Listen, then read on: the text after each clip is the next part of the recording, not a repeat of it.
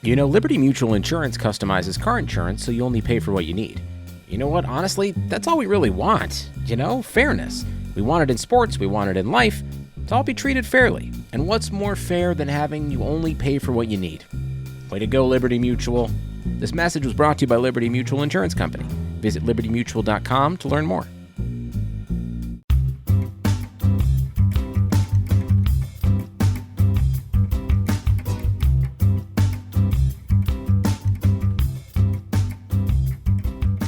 Welcome way, ote, Okay, who... eat they, ishte, oddcast We do pay. not serve an audience of Pig Latin speakers. How do you know? Have you gone and surveyed every individual listener of our show? Every porcine Latin, you have to be... I never understood the pig part of Pig Latin, like... Like why? Why pig? I don't know, but I know that I'm a Pig Latin expert, as you clearly heard. In fact, I'm speaking at a Pig Latin conference next week. You're bilingual. So I can bilingual in Pig Latin. And the voice you're hearing of this Pig Latin expert is Nick Amell. I'm your host. I'm joined by this Igpay on the other line here. Yeah, I'm Brandon. I'm your sidekick host. Sidekick host Igpay. And today we are covering a top 10-ish list because that's what we do on the show. We cover top 10 or so lists. Every week, one of us brings a list with some notes and research. The other doesn't know what the list is, and they try to guess items 1 through 10. And today is the groundbreaking, legendary, historic, benchmark, milestone episode 140. Brandon, you've surely brought us a List. amazing topic. So what is it? So we're going to put the ish part of our title into play today. We're going to talk about Saturday Night Live hosts. Oh, okay. Who has hosted the most times? You might remember a Saturday Night Live sketch, I think it was probably in the late 90s, where Tom Hanks, oh shit, cut that out. Tom Hanks. Yeah, you might remember a Saturday Night Live sketch in I think the late 90s, maybe early 2000s, where some hosts inducted another host into the Five Timers Club, an exclusive club for those who have hosted Saturday Night Live 5 or more times.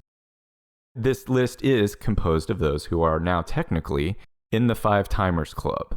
So everyone on this list has hosted Saturday Night Live 5 or more times, many of them many more than 5 times. But we are only going to cover those ranked in the top 6.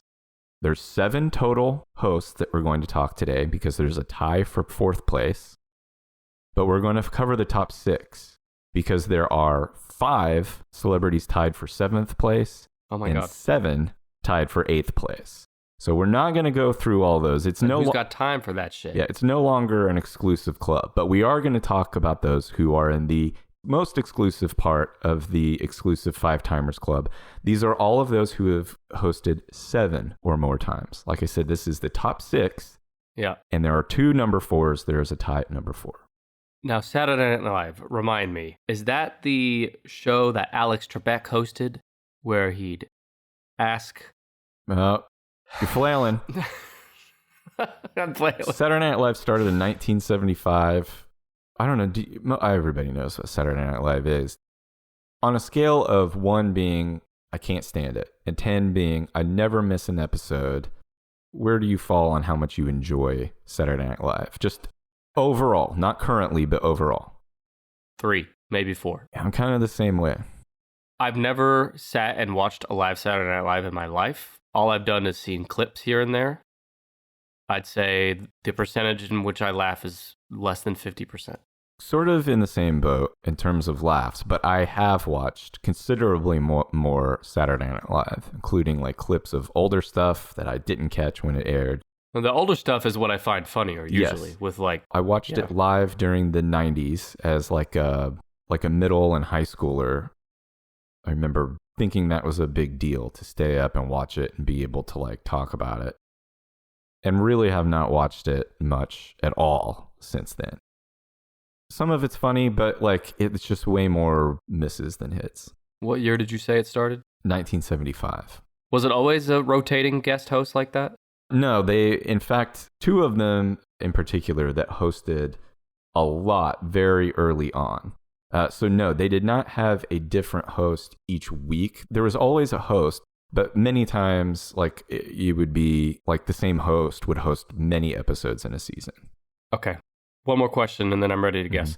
Is the number one person, how many appearances do they have compared to the number 6? Number 6 has 7 appearances. Number 1 has 17. All right, well, let's do it then.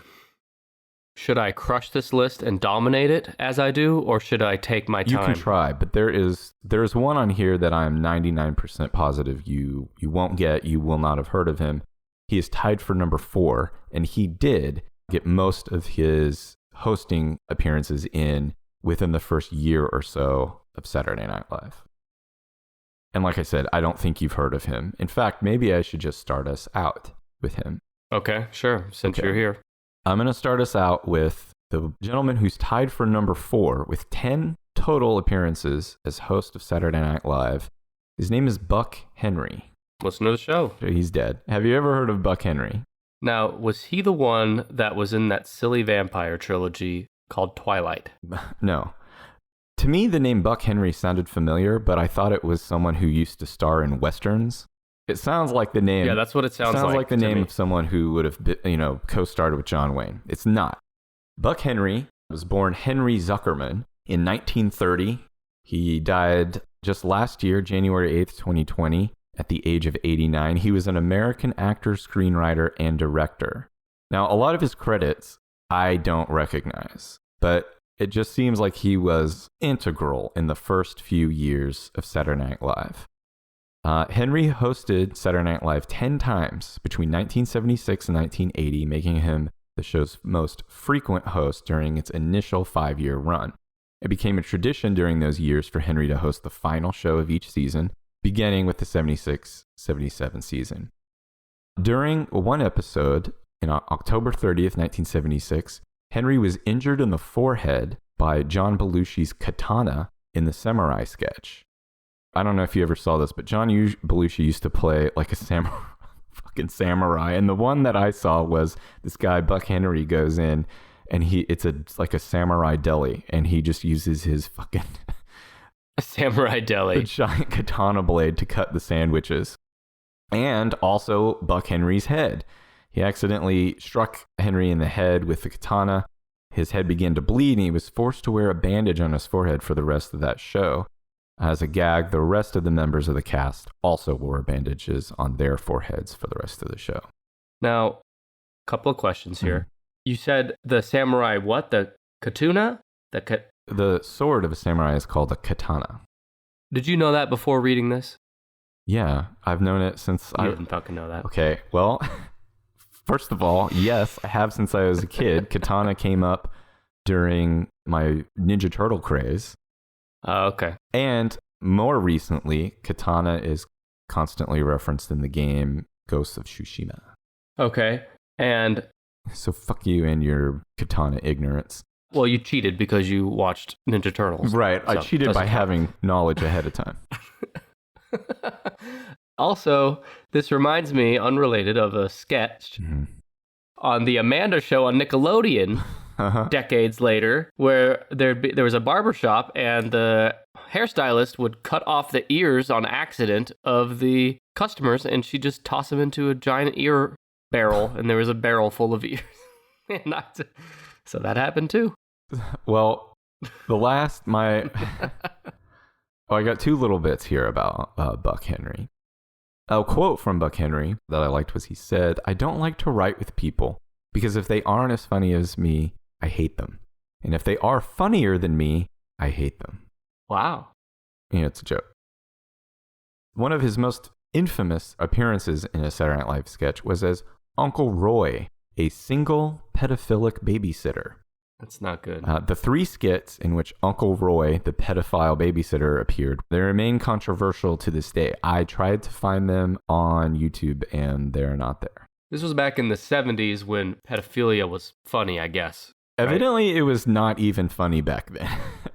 People were very, very upset by it. Well, how about we just keep pedophilia out of comedy in general? I'm going to leave it to the experts. And it's not, I'm not an expert. I'm not an expert. By the way, I looked up this guy, Buck Henry. Some recent shit he did that people might recognize him from is he was in 30 Rock for 2 episodes as Dick Lemon. Mm-hmm. He was in Law & Order SVU in 2012. He's in Hot in Cleveland. So he has some recent work too before he died. Yeah. So that's Buck Henry, tied for 4th place with 10 appearances. Is everyone in this top 6 like in the first, half of SNL's run? No. Everyone else listed in the top 6 here is a household name. Okay. They are uber famous. In fact, everyone else on the list is extremely famous. Okay.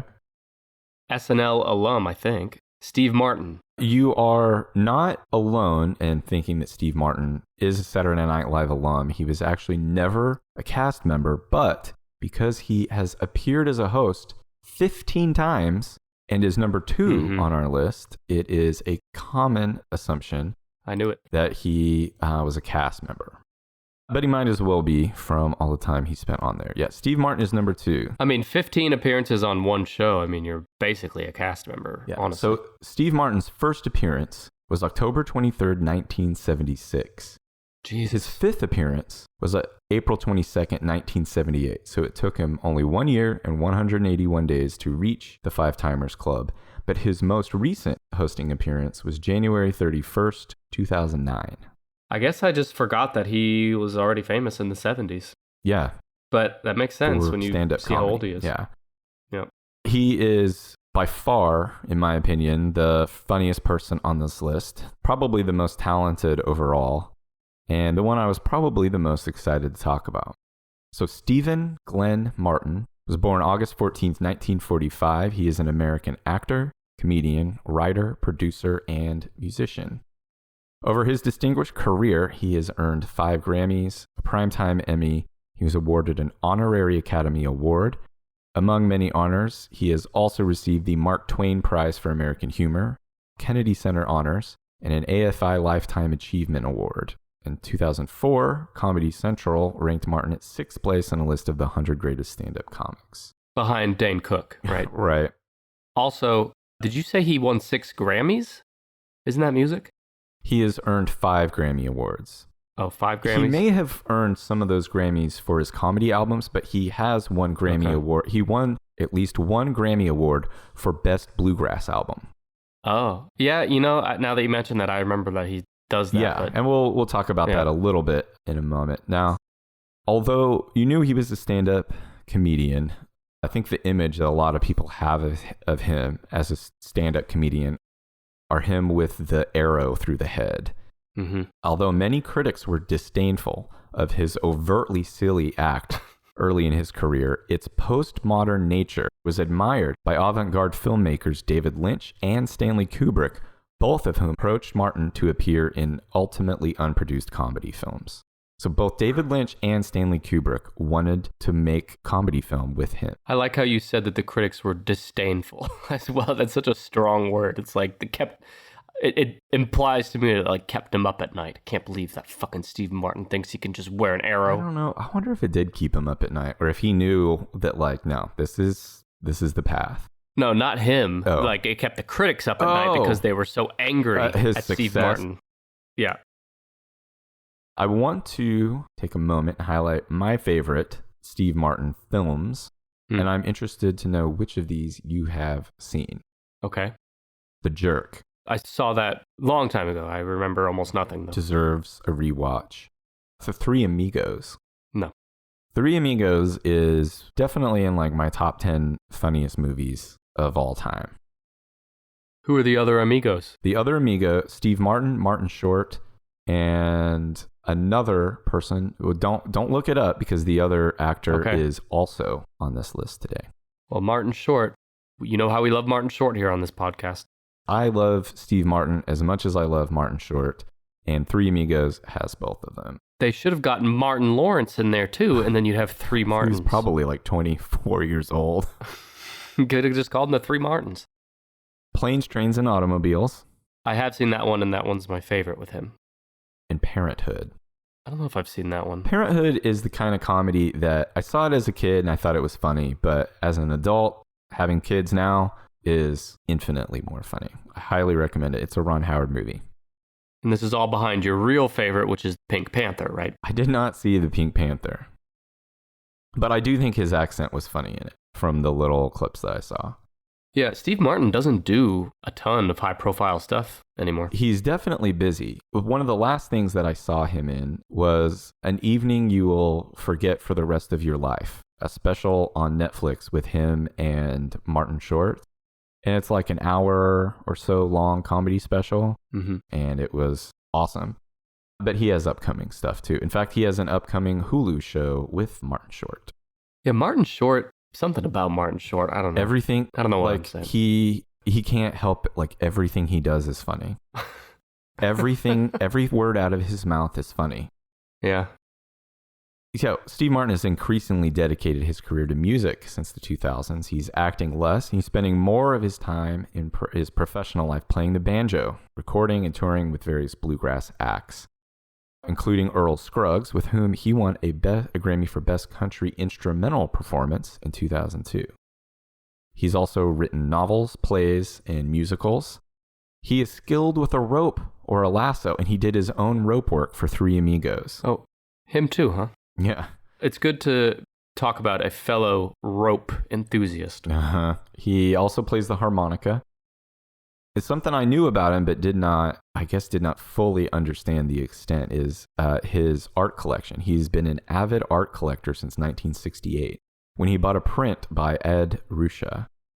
In 2001, the Bellagio Gallery of Fine Art presented a 5-month exhibit of 28 items from Steve Martin's collection, including works by Roy Lichtenstein.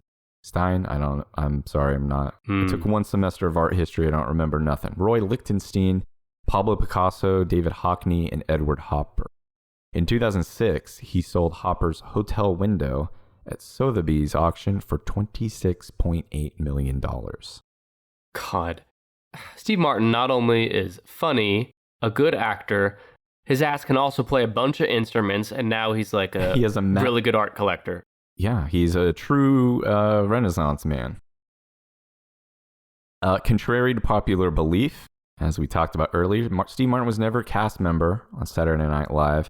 He does hold the record for most guest appearances on the show. He has 25 total guest appearances on the show, with hosting 15 times. Yeah. He became a father. Okay, so all the stuff you know about him, he's kind of overwhelming, impressive, intimidating. Also, he became a father for the first time at age 67. What the fuck? What the fuck? That's crazy. Like one of the wildest facts on here. And it's something that almost any man could technically do. But yeah, it was one of the, like, holy shit. Okay, so his wife is much younger then. Has to be. His wife, I believe, is younger, yeah. The last note I have on Steve Martin is, I don't know if he still carries this, but it says he has a business card that reads, "This certifies that you have had a personal encounter with me and that you found me warm, polite, intelligent, and funny." Sorry, I'm still reeling from the child thing at age 67. It doesn't seem like that should be the most amazing thing about him, but... Well, I mean, I know that obviously that happens in the world. It's not like the first time I've heard of that, but it's just kind of sticks out to me because he's had this amazing life, like as much success as anyone could ever hope for. He got to live his life as a single man, and now he still also, in his later life, gets to experience fatherhood. So it's like this guy has figured out every cheat code to having a successful life. Hell of an ass, too, to boot. He's got it. He's got it. All right, so that was number 2, Steve Martin, with 15. What's the worst thing about selling your home? Probably all the times you'll have to scramble for a last-minute showing and somehow clean the dishes, pick up your kids' toys, make all the beds, and get out of the house in an hour. Sounds exhausting. That's not the case when you buy and sell a home with Orchard. They'll help you buy and move into your new place first, and then Orchard will take care of all the showings on your old house. That's right. You're already in your new house. No crazy last-minute scrambling. Take a look and see how Orchard can help you at Orchard.com and get started with a no-cost, no-obligation offer. That's Orchard.com. Look, I don't think this guy's in it, but I'll guess it. Jim Carrey? Jim Carrey is not on, not even in the, yeah, he's not in the 5-Timers Club. Yeah. I'm trying to think of like these comedians, not Steve Carell. Who's other? Oh, Will Ferrell was a alum. Will Ferrell is in the Five Timers Club. He is one of the 7 tied for 8th place. Well, number 1 has to be Martin Short. Or sorry, Martin Lawrence. Neither Martin Short nor Martin Lawrence are in the Five Timers Club. I really thought Big Mama's House 2 would have propelled Martin Lawrence to... All right. Are there any ladies in the top 6? No. There are in the top 9, but not in the top 6. Tina Fey, one of those? Tina Fey is one of the 5 tied for 7th place with 6 hosting appearances. Okay. What about Mike Myers? Mike Myers has not made the Five Timers Club. Will Smith? Will Smith is not in the Five Timers Club. John Candy? No. I don't know that John... I don't even know if he hosted. Yeah. Okay, Adam Sandler. No, Sandler is not in the... I'm struggling. Are there any musicians in the top 6? No. Are they all like comedians, funny people? One of them specifically started as a comedic actor. All of them are funny and have played comic roles, but all of them would best be described as actors. And all of them, except for one, are still currently A-list actors. All right, let's just name the one you spoiled then, Tom Hanks. Okay, Tom Hanks is tied for 4th place with Buck Henry with 10 appearances as host of Saturday Night Live. Knew it. Now, Tom Hanks, I almost decided to just scrap this and do Tom Hanks a top episode? 10 list. Yeah, Tom Hanks episode. And I probably will at some point just because of he has a big body of work that everybody is familiar with. So that makes him a good candidate. Yep, and he's also one of the leaders of QAnon. Sacrificing children. So. Yeah, maybe you know more about his QAnon exploits. You'll have to fill us in because I don't have many notes on that. So Tom Hanks, tied at 4th with 10 host appearances, was born Thomas Jeffrey Hanks in Concord, California on July 9th, 1956. He's an American actor and filmmaker. He's known for both his comedic and dramatic roles. He's one of the most popular and recognizable film stars worldwide. Which makes me beg the question, why am I reading all this to you? He's regarded as an American cultural icon. He's America's dad. Hanks is... What? Huh? America's dad? Yeah, it said here he's been described... It's a weird thing to say. He's been described as America's dad. Although one of his sons keeps doing really goofy stuff on social media, so maybe his record as a dad isn't that strong. You know, like one of his sons, like his son Chet, is the one who like spurred this meme of white boy summer. You know, if your name's Chet, first of all, you're at a real disadvantage, just right off the bat. I think Chet is having a hard time finding his place in the world. Yeah. It's probably difficult to be the son of America's dad. In some ways it's difficult, in some ways it's the opposite of difficult, but yes, I get your point. Some might argue, like, yeah. Tom Hanks' film have grossed more than $4.9 billion in North America and more than $9.96 billion worldwide, makes him the 4th highest grossing actor in North America. Now, his mom was a hospital worker. His father was something called an itinerant cook, which to me means someone who's like, cook a little here, cook a little there. Where you need cooking, that's where I'm going. He moved often. By age 10, he had lived in 10 different houses. Wow. Tom Hanks started acting in high school. He transferred to California State University, Sacramento, but he got an internship in theater production and he dropped out of college. In 2010, Time magazine named Tom Hanks one of the top 10 college dropouts. I'm sure that I haven't seen that list, but I got to think that Mark Zuckerberg is in that list too, just because of his fucking disgusting billions. I'll bet if you lined up like the most successful people in the world, now and in the past, the largest percentage of them would not have a college degree. No. Although top 10 college dropouts might be a good subject for a later list. That's a good list, yeah. His first high-profile role was starring with, what was that guy's name? Scolari in Bosom Buddies. Do you know what that show is about? I've heard of it, but I don't know anything about it. They're like young guys trying to like make it in New York. They found a good place to live, but it was like a housing place just for women. They decided that they would dress at and appear as women and take on women's names just so they could have this like affordable place to live. Hijinks ensued. Would you You personally, if you saw Tom Hanks in a woman's getup, would you be into her? He and Peter Scolari was who he co-starred with. Neither of them made for remotely attractive women. I mean, I realized it was the 80s and this was like a silly concept for a sitcom to begin with, but they both looked like men wearing women's clothing. My underrated Tom Hanks movie recommendations are both from the 80s. Okay. The movie version of Dragnet with Dan Aykroyd, and Joe versus the Volcano, his first movie with Meg Ryan. Okay. That was a 1990. I'm looking now, not the 80s. So can you say even one thing true? Are we to believe anything you've said at this point? What was Joe versus the Volcano was in 90? Yeah. Oh. Well, the 90s is where he had his he started his fucking powerhouse run. Mm-hmm. And that's where the things here are not underrated or overrated. They're just rated. Forrest Gump, A League of Their Own, Apollo 13, Toy Story, Saving Private Ryan. He has appeared in a Stephen King film, The Green Mile. Yep. He helped direct and produce Band of Brothers.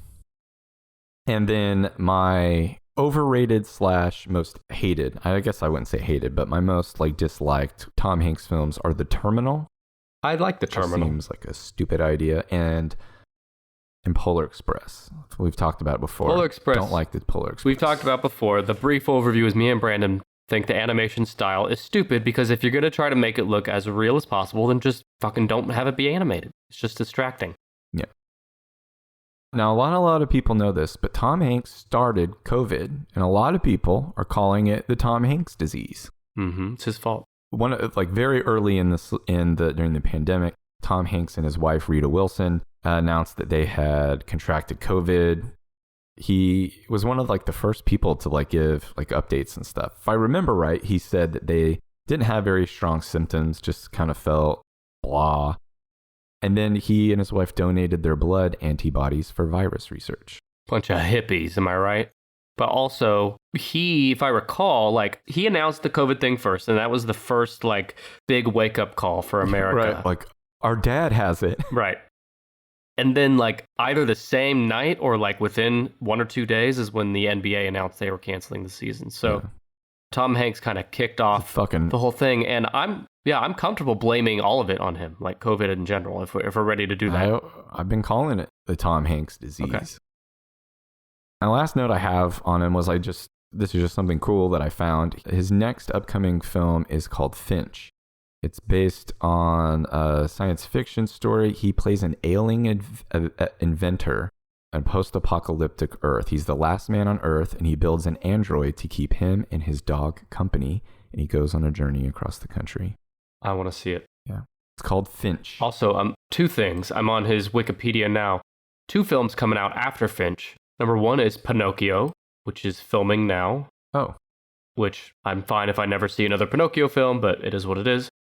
But the other one I'm interested in is Elvis. Yes, I saw that too. Yeah. He's playing Colonel Tom Parker, the longtime agent or manager for Elvis. Mm-hmm. And the movie is being done by, is it Boz Luhrmann, who did The Great Gatsby and some other good recent stuff. Yeah, this looks good. So that's Tom Hanks, possibly the subject of his own list in the future. Tom Hanks is so funny to me because the most generic sounding name, he's, I won't say generic, but just a normal looking dude. It's not very controversial. Right, not controversial. He's kind of just normal everywhere you look. But he's this megastar, America's sweetheart. Mm-hmm. Yeah, so whatever. Good for him, I guess. He's our dad. Thanks for giving us COVID, though.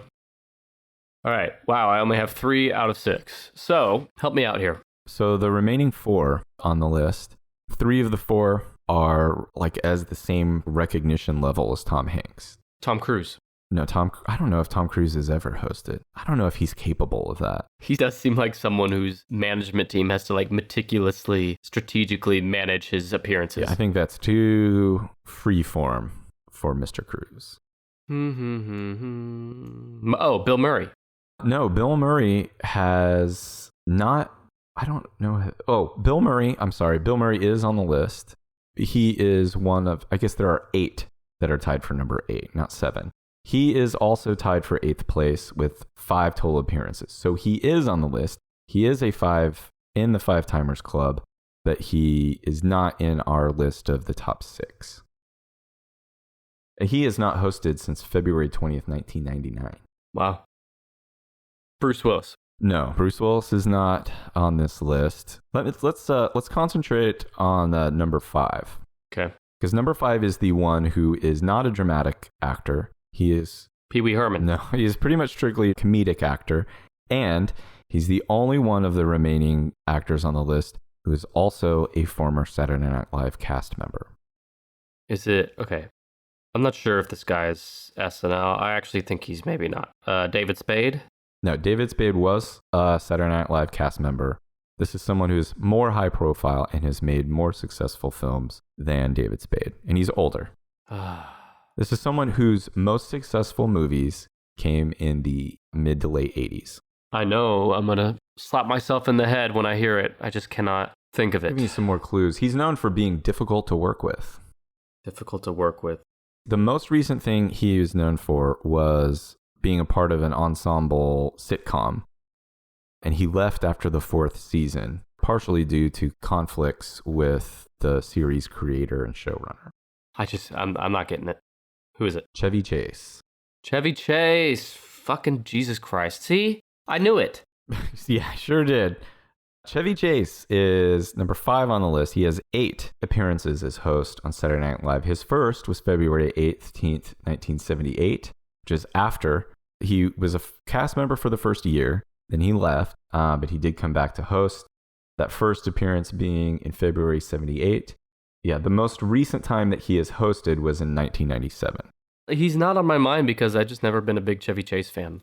Yeah, I kind of like stuff he did back in the day. And I will mention something way more recent that you could watch if you wanted to enjoy how funny he really still is. So Chevy Chase, 8-time host of Saturday Night Live, was born Cornelius Crane Chase. Ugh. He was born in Lower Manhattan in New York City, October 8th, 1943, to a prominent New York family. His father, Ned, was a Manhattan book editor and magazine writer. His mother, Kathleen, was a concert pianist and a librettist, which I had to learn what a librettist is. There's someone who writes librettos, which is Italian for booklet. It's the text that accompanies and is used in extended musical work, such as an opera, an oratorio, or a musical, or the storyline of a ballet. Hoity-toity, uppity shit. Grew up hoity-toity upper middle class. He attended Haverford College, where he was noted for slapstick comedy and absurd sense of physical humor, including his signature pratfalls and, quote, sticking forks into his orifices. Sticking forks into his I orifices? think he was sticking a fork up his ass, and everybody was like, in 1963, this is some slapstick comedy. Yeah, fuck. This is like in school he did this? This was in college. Now, in college. He originally went to go to medical school, but he decided not to go to medical school. But this is also when the military draft for Vietnam was in full effect. So because he didn't enter medical school, he was subject to the military draft. He was not drafted, though. He appeared in 1989 as the first guest of the late-night Pat Sajak show. So for a while there in 1989, they were like, let's give fucking Pat Sajak a late-night show. Why not? Ugh. Chevy Chase was the first guest, and in this appearance, he said that he convinced his draft board that he deserved a 4F classification by falsely claiming, among other things, that he had homosexual tendencies. Chevy Chase said this. Yeah. Now, a lot of people get shit for dodging the draft. I'm not one of those people who gives that. I would have dodged the fucking draft any way I could. I think if you were drafted and served, you deserve all of the respect and gratitude for doing that. But I also believe if you were like, I don't want to go to Vietnam and I'm going to lie so I don't have to, I 100% respect that too. He was cast as one of the original members of Saturday Night Live, which premiered in October 75. During the first season, he introduced every show except for 2 with Live from New York, It's Saturday Night. Chevy Chase was also the original anchor for the Weekend Update segment of Saturday Night Live, and his catchphrase introduction, I'm Chevy Chase and you're not, became well known. Now, I liked this little story leading up to an insult from Johnny Carson. So in 1975, Saturday Night Live kicks off, and New York Magazine ran a cover story calling Chevy Chase the funniest man in America. And NBC executives referred to him as the first real potential successor to Johnny Carson, which might have come as a fucking surprise to Johnny Carson. Yeah. And they claimed that he would begin guest hosting The Tonight Show starring Johnny Carson within 6 months of the article. Chevy Chase dismissed those rumors that he would be the next Johnny Carson, and he told New York Magazine, "I'd never be tied down for 5 years interviewing TV personalities." Johnny Carson later said of Chevy Chase, he couldn't ad-lib a fart after a baked bean dinner. I love that. Which is fucking hilarious. I disagree with, and again, I'll let you know what I saw more recently where I think he could ad-lib that fart, but I wanted to tell all of that just to get to Carson's insult. That's a epic burn, though. Yeah. So the highlight of his career in the 80s, as far as my opinion goes, are his movies Caddyshack, National Lampoon's Vacation, Fletch. He is the other actor to appear alongside Steve Martin and Martin Short in Three Amigos. That sitcom I mentioned that he left more recently, he left Community after the 4th season due to criticisms of the quality of the show, not getting along with the creator Dan Harmon, and also disliking his character's bigotry. Which I do feel Chevy Chase is a pretty liberal, left-leaning guy, and his character Pierce on that show said really awful, racist, and as comedy? Yeah, it was a joke. He was playing a character, but his character was an asshole. His character was almost like another version of Chevy Chase. But he didn't want to play this guy who was a funny but a real piece of shit. Like you. Yeah, he said he prefers to do family-oriented movies, and he turned down roles in several films, including the lead in American Beauty. Huh. He also turned down the role of Buzz Lightyear in Toy Story. Wow. His agent greatly advised him against doing the project. He didn't want to turn it down as he was interested in the project. The role went to Tim Allen. What agent could possibly have any reason to not do that? This is Disney in the 90s. It's not like Disney in the fucking I don't know whatever. if Pixar was owned by Disney. Maybe Pixar was already owned by Disney in the 90s, but Not sure. I know it was the first big Pixar film, and this was the first big all CGI animated film, but how was it a risk? It came out in 95. The voice work for it was probably done 94, 95. And he hadn't made a good movie in 3 years. Do you want to know what he did in 95? Man of the House. I saw that. It sucked. It stars Jonathan Taylor Thomas and a bunch of whiny little pussy kids. Whiny little pussy kids. And Chevy Chase. Also, Vegas Vacation was not long after that, and it flopped at the box office. Yeah, it was not good. So, I don't know. He fucked up. I don't know why anyone would advise that, yeah. I wonder how different that'd be. It's hard to imagine Buzz without Tim Allen's voice, although Tim Allen is fucking now an asshole. Tim Allen's a real handful on his own, but I do like how he does that character how really confidently stupid Buzz Lightyear is. Mm-hmm. Chevy Chase admitted in an interview that the comments and the jokes that were directed at him during his 2002 roast legitimately hurt him. Okay. As soon as the roast was over, he returned to his hotel room. He was depressed about it. He was sobbing most of the night. He had to be consoled by roast master Paul Schaefer. Chevy Chase's roast has been noted by fans and critics alike for being particularly mean-spirited, even by the standards of a roast. Which is probably a lot of people giving back what he had been giving over the years. He was banned from hosting Saturday Night Live in 1995 due to his abusive behavior to the cast and crew when he guest hosted, although he has made cameo appearances since. What I read earlier was that he slapped Sherry O'Terry in the back of the head. Oh my God. When I was scrolling through his Wikipedia, I also saw that he was in a fight with Bill Murray on, I think, the set of Saturday Night Live. It came to fisticuffs. I think he made a comment about Bill Murray's acne scars, and Bill Murray called him a medium talent, and then they started tussling. Dude, I would take Bill Murray over Chevy Chase 100 times out of 100. Agreed. And my last note on Chevy Chase here. Within the last few years, I did see an appearance of his where he was really funny and he did ad-lib and he was interesting. He was funny. It was an appearance on the Netflix series Norm Macdonald Has a Show. He's one of Norm's few guests on it and highly recommend checking it out. Was that ad-libbing you mentioned after a baked bean dinner? That was actually a big part of the show was they ate a shitload of baked beans at the beginning and then the last half is just... The last half is like the movie trailer for Jack Black's character in Tropic Thunder. I think they're called the Fatties or something like that. Yeah, just constant squirty fart noises. It's comedy. All right, you have 3 left, number 6, number 3, and number 1. Yeah. All of these are actors who are primarily dramatic actors, but are also known, obviously, if they've appeared on Saturday Night Live a lot, for being talented comedic actors as well. Look, I'm not an SNL expert by any means, so the people I'm about to guess, it's possible they weren't even on SNL ever. So how about Brad Pitt? No Brad Pitt. Mel Gibson. No Mel Gibson. Yelling at his wife on the phone. Yeah, I don't think he's ever hosted. How about The Rock? I know he's The been on Rock has been on there. He is one of the ones tied for number 8. He is a 5-timer. Okay. He's hosted 5 times. And now here's a list of those who are tied for number 8. For 8th position with 5 hosting appearances each. Those are Justin Timberlake, Bill Murray, Melissa McCarthy, Dwayne The Rock Johnson, Jonah Hill, Will Ferrell, Candace Bergen, Ben Affleck. Oh, and Ben Affleck. He's the last one. Your boy. My boy Affleck.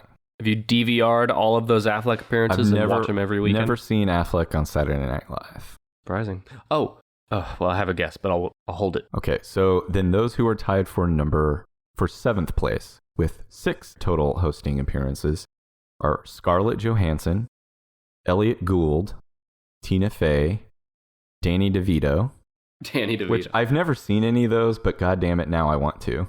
Yeah, same. But his most recent hosting appearance was in '99. I would love to watch. I want the most recent ones because he gets funnier as he gets older. He is the finest wine. And Drew Barrymore is the last one on here with 6 total appearances at host. Her first appearance as host was November 20th, 1982. She must have, it was after E.T., I'm guessing. Yeah. Well, hopefully they kept her away from, what's his name? From Buck Henry's sketch. Yeah. Remember the pedophile babysitter? Yeah. If you love listening to us here on the Tennis Podcast, what's stopping you from grabbing a mic and starting your own show? There's no better place to host than Blue Wire Hustle. Hustle was created to give everyone the opportunity to take your podcast to the next level. Or if you want to host a podcast and just don't know where to start, Hustle is the perfect place for you. As part of the program, you'll receive personal cover art, Q&As with Blue Wire's top podcasters, access to our community Discord, and an e-learning course full of tips and tricks. And on top of that, we'll help you get your show pushed out to Apple, Spotify, Google, Stitcher, and all the other big listening platforms. And the best part is you can get all of this for only $15 a month, the same rate as any other hosting site would charge you just for the initial setup.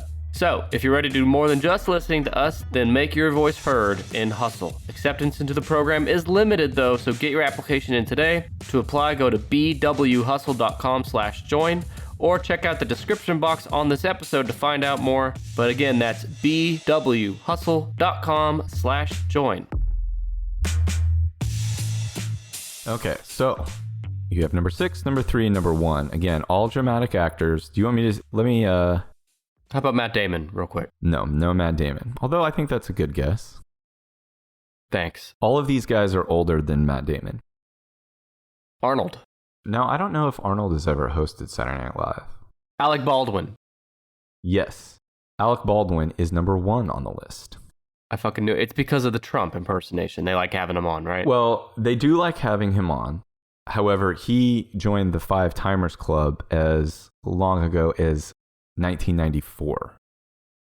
He has 17 total appearances as host on Saturday Night Live. Alec Baldwin is number 1 on this list. Wow. He was born Alexander Ray Baldwin III, April 3rd, 1958. He has 3 younger brothers, Daniel, Billy, and Steven, who are also actors. But none of them were in Boss Baby like Alec was. Right. None of those were boss babies. Now, I mentioned he's a political activist. He's also a philanthropist or full-on rapist if you're if you're not reading that carefully. He's a philanthropist. Baldwin, along with his mother Carol, created the Carol M. Baldwin Cancer Research Fund. During his 2010 to 2013 stint as a spokesperson for Capital One, Baldwin's contract was written to fund his charity foundation. He was paid $15 million over nearly 5 years. After taxes and accounting fees, the remainder, $14.125 million, was given to charity. But at some point, Samuel L. Jackson took over, and he doesn't give a fuck. No. So he also had a high-profile marriage to Kim Basinger. They married in 1993, and they had a daughter named Ireland, who was born in 1995. Now, he separated with Kim Basinger in 2000, and they divorced in 2002. And they had a high-profile divorce. It seems like his view of the situation has changed over time. So it seems like during the time of his divorce, he called the attorneys in the divorce case opportunist. He characterized Kim Basinger's psychologist as part of the divorce industry. He faulted them more than Kim Basinger, and he wrote, "In fact, I blame my ex-wife least of all for what has transpired. She's a person, like many of us, doing the best she can with what she has." The divorce industry. Right. I mean, there is a divorce industry, especially around like wealthy Los Angeles, New York types. I'm sure that the bloodsuckers come out from all over the place to take a piece of that. So they have a, high profile divorce. Divorce stressful anyway. So add all that additional stress of being a multimillionaire in the public eye. He contended that after 7 years of all of these issues, he hit a breaking point. On April 11th, 2007, he left an angry voicemail message in response to another unanswered arranged call. So yeah, it was supposed to be set up that he called his daughter a certain time to talk to her, and she didn't answer. And so he left a voicemail in which he called his 11-year-old daughter a rude, thoughtless little pig. Oh. Which, like... Yikes. Right. Well, yikes in terms, yes, it's a bad thing to say, but like... Not all, but most parents at some time have been angry and upset about something, either with the child or just... Not me. And said something that they regretted. Okay. Rude, thoughtless little pig. In fact, it's just the pig part. Because just if, we started the show with pig, remember? Right, if he just said your behavior was rude and thoughtless. If he said rude, thoughtless little girl, no one would have batted an eye. It was the word pig. Is she chubby? No, I don't know why he said pig. Couldn't imagine, but obviously he is. Maybe it was a compliment. Little pig is cute. It is kind of cute. People love Peppa Pig. Babe the pig, yep. Piglet. So he contends that voicemail tape was sold to TMZ, which released the recording. I mean, I fucking heard it, so yeah, it was sold and released. Despite laws against publishing media related to a minor without the permission of both parents, which makes sense. Yeah. TMZ is like the trashiest.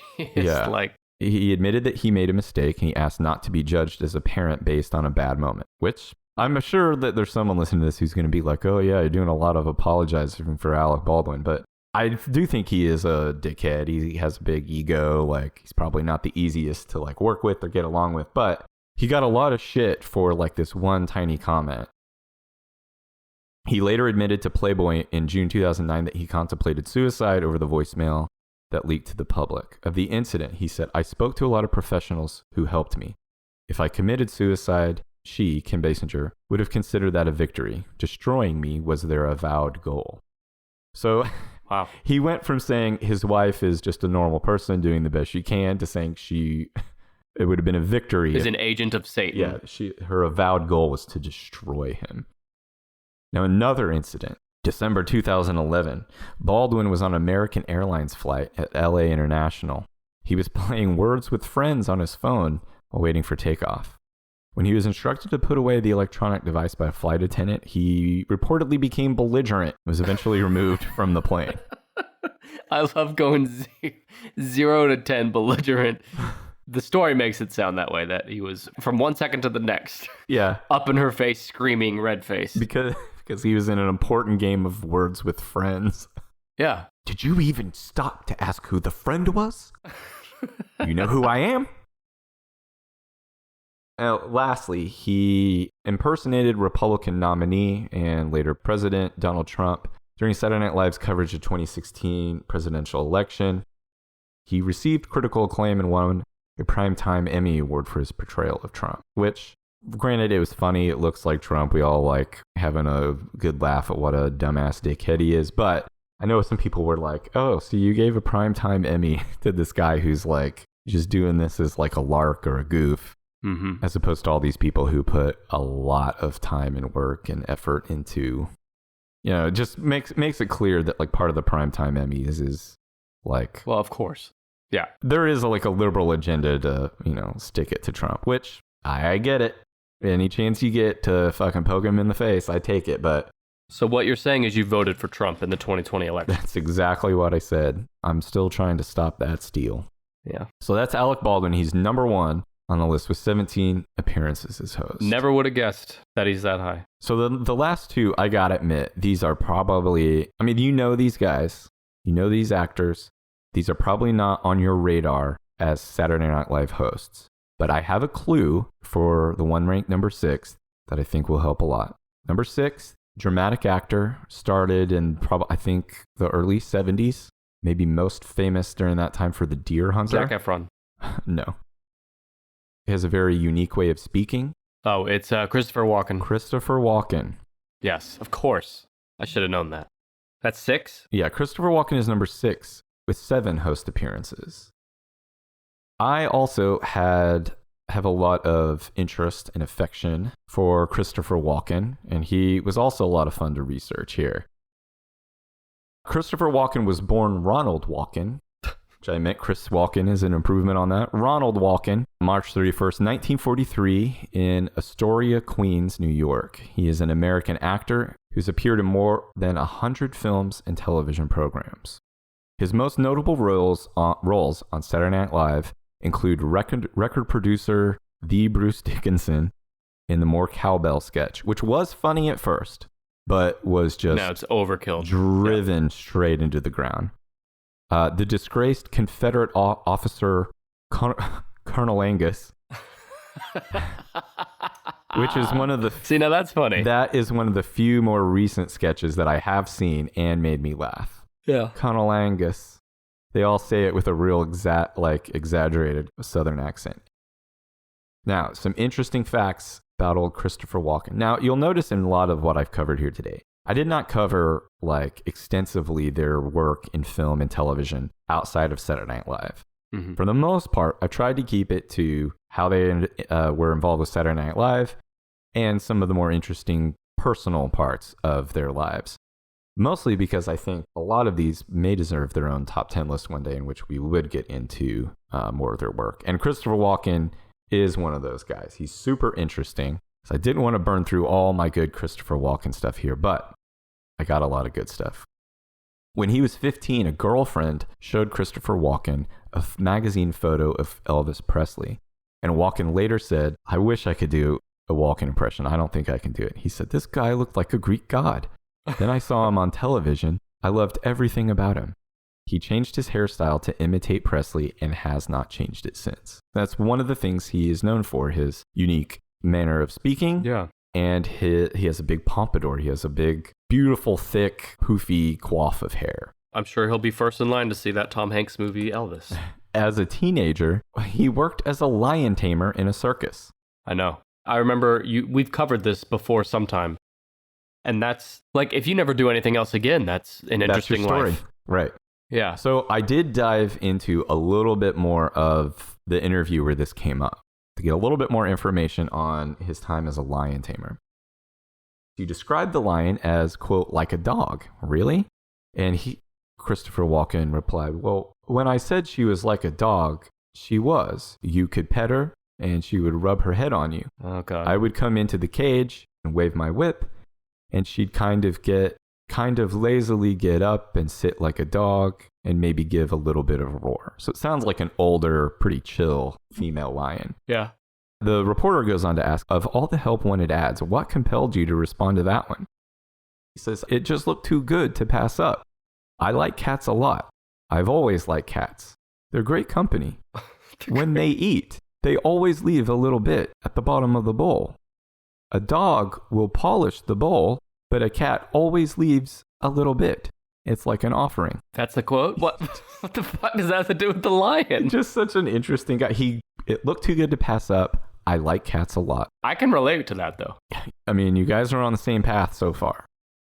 He initially trained as a dancer at the Washington Dance Studio before moving on to dramatic stage roles and then film. And you might remember some of his dancing. No. From the late 90s Fat Boy. Did you not see that video in the late 90s, a Fat Boy Slim video for the song Weapon of Choice? No. And it's just Christopher Walken dancing the entire time. And you would not think that a video just of a middle-aged or older man in a suit dancing would be entertaining. And it's definitely one of my favorite videos. I suggest you check it out later. I'm going to check it out. Also appeared in The Dead Zone, Stephen King film based on a Stephen King book. As a kid, he really stood out to me in Batman Returns. He became the subject of a hoax controversy in 2006 when a fake website started in August of that year by members of the internet forum genmay.com announced that he was running for president of the United States. That some believed it was authentic until Walken's publicist dismissed those claims. Then in September of 2006, he appeared on Conan O'Brien. Conan O'Brien asked him about it. Christopher Walken said he was amused, and then Conan O'Brien asked him to come up with some campaign slogans for his presidential run. And Christopher Walken's campaign slogans were, "What the heck?" I don't know if it's "what the heck" a question, or it's probably more like "what the heck?" Like, what do you got to lose? No. Yeah. And his other campaign slogan is "No more zoos." No more zoos? I don't know, something about zoos. He's fucking sick of it. We got to get rid of these zoos. I love the idea of a legit presidential candidate, like their entire platform is something so stupid and ultra specific. Okay, you got one left. Your last host in the Five Timers Club and beyond has hosted 13 times. He's number 3 on the list. I will say, I love this actor. He is in this is a good clue, he's in my top 2 favorite movies of all time. His first appearance as host of Saturday Night Live was December 2nd, 1989. Most likely, it was connected with a sitcom that he had started appearing in. And his most recent hosting appearance was December of 2013. Don Knotts. Not Don Knotts. Oh, fuck. Okay, so your top 2. I know The Shining's one of your top 2 favorites, and it's not that one. It's not The Shining. What's your other top 2? My other favorite film... Oh, the latest Space Jam with LeBron James. My other favorite film is The Big Lebowski. It's Jeff Bridges. It is not Jeff Bridges. Oh, it's John Goodman. John Goodman. Yes. When I think SNL host, John Goodman admittedly does not spring to mind, but he's hosted 13 times. I don't think he's sprung, period, in his whole life. But yes. Gets me sprung. John Stephen Goodman was born June 20th, 1952. He's an American actor. He played Dan Connor on the ABC TV series Roseanne from 1988 to 1997, and then again shortly in 2018, for which he won a Golden Globe Award for Best Actor in 93. He is a regular collaborator with the Coen brothers. He's appeared in such films of theirs as Raising Arizona, Barton Fink, The Big Lebowski, and Oh Brother, Where Art Thou? Goodman was born in Afton, Missouri. His father, Leslie Francis Goodman, was a postal worker who died of a heart attack when John was 2 years old. Was Roseanne his breakthrough? Was he really known before that?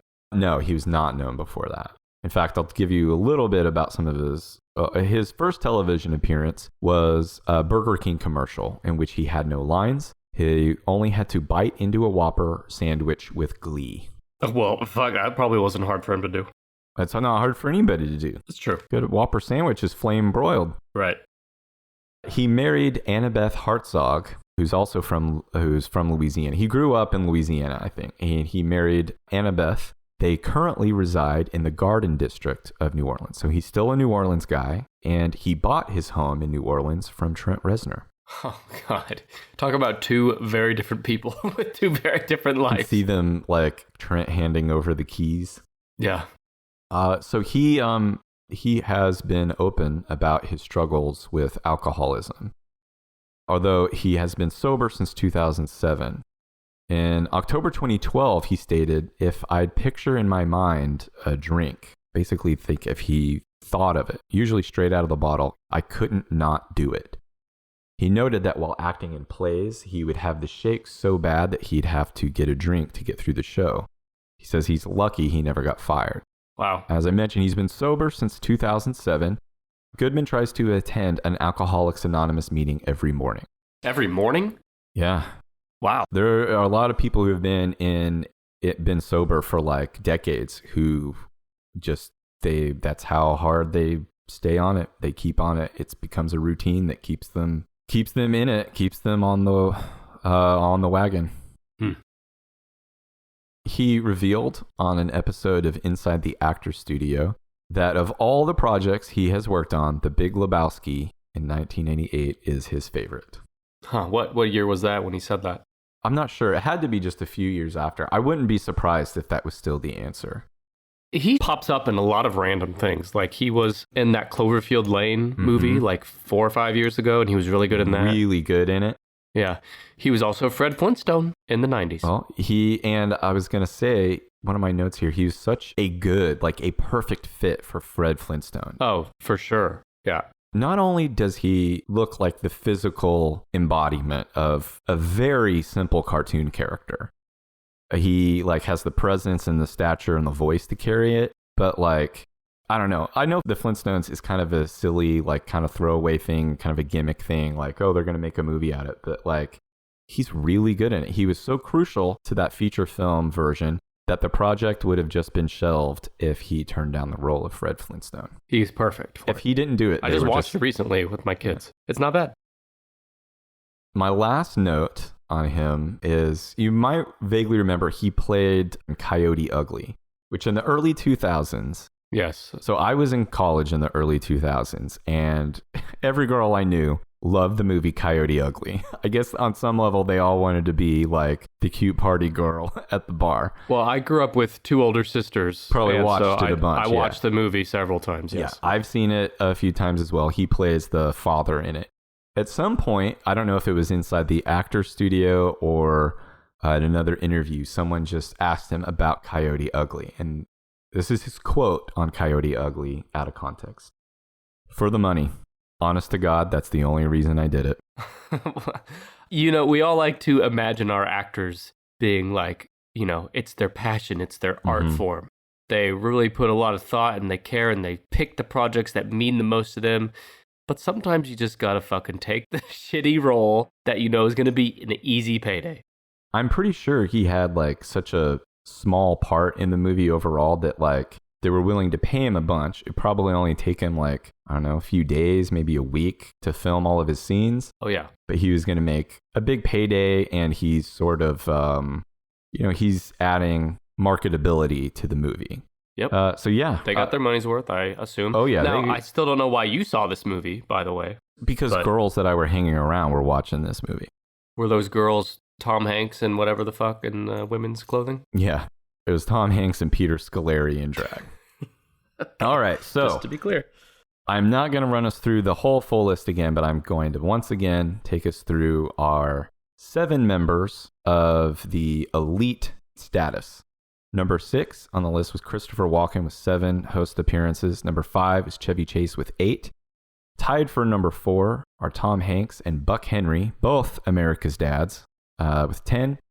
Number 3 was John Goodman with 13 host appearances. Number 2, Steve Martin with 15. And number 1, Alec Baldwin with 17 host appearances on Saturday Night Live. Whew. Well, what a list. And, you know, just like Christopher Walken needs more cowbell, I think we need more podcast reviews. Let's close out with a few reviews. You ready? I got to have them. I've got a fever. The first one is, I guess you took the time to create a new burner Apple Podcast account because this review comes from someone who says they're called Diane the Great. And it just says, Brandon is the best, and in all caps, Nick is mean. I agree.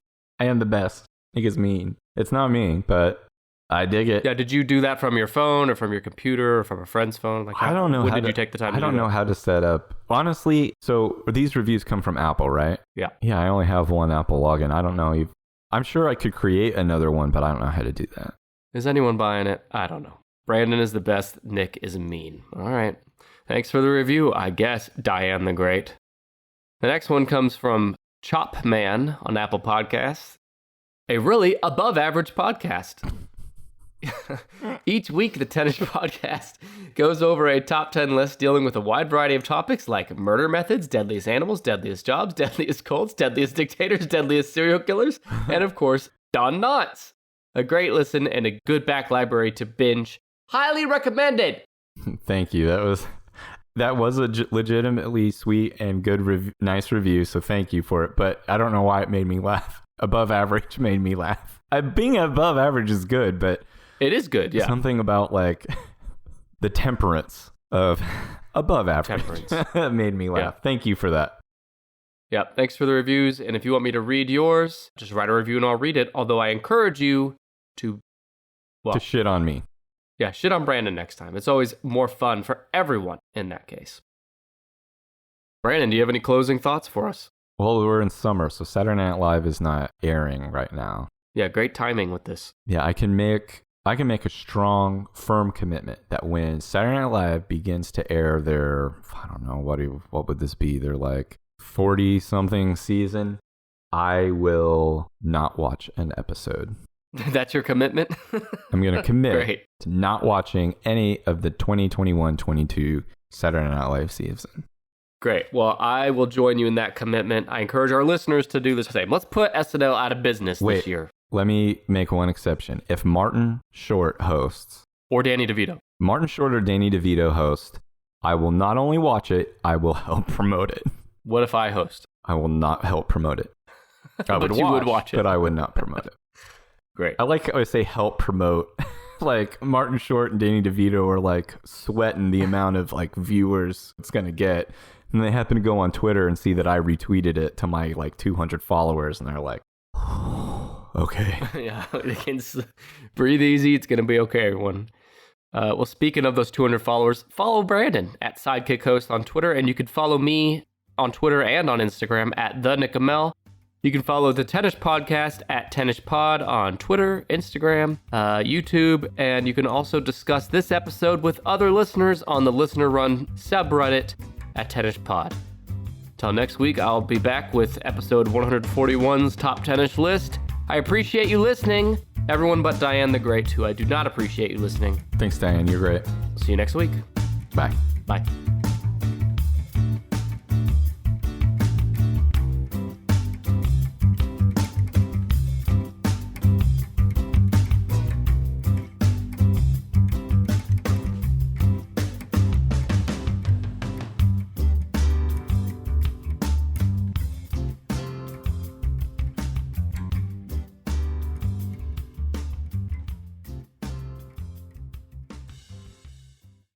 What's the worst thing about selling your home? Probably all the times you'll have to scramble for a last-minute showing and somehow clean the dishes, pick up your kids' toys, make all the beds, and get out of the house in an hour. Sounds exhausting. That's not the case when you buy and sell.